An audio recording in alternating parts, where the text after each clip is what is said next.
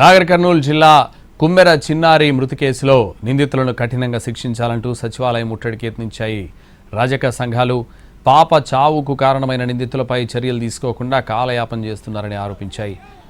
ప్రభుత్వం స్పందించకుంటే ఉద్యమాన్ని ఉధృతం చేస్తామని హెచ్చరించారు. వెంటనే అలర్ట్ అయిన పోలీసులు రాజక సంఘం నేతలను అడ్డుకున్నారు, స్టేషన్కు తరలించారు.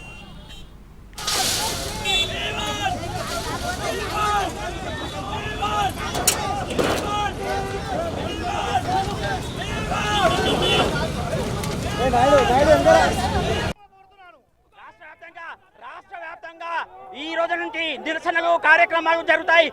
ప్రభుత్వం స్పందించే వరకు ఈ ఉద్యమాన్ని ఆపేది లేదు. మరి ప్రభుత్వం తక్షణమే మరి న్యాయం చేయాలి. మరి రెడ్లకు ఒక న్యాయము, మరి బీసీలకు ఒక న్యాయమా అని చెప్పి ప్రభుత్వాన్ని మేము అడుగుతున్నాం. రేవంత్ రెడ్డి గారు ప్రజా సంక్షేమ ప్రభుత్వం అన్నారు. మరి ప్రజా సంక్షేమ ప్రభుత్వం ఎక్కడ ఉందో మీరు చెప్పాల్సిన బాధ్యత మీ పైన ఉంది.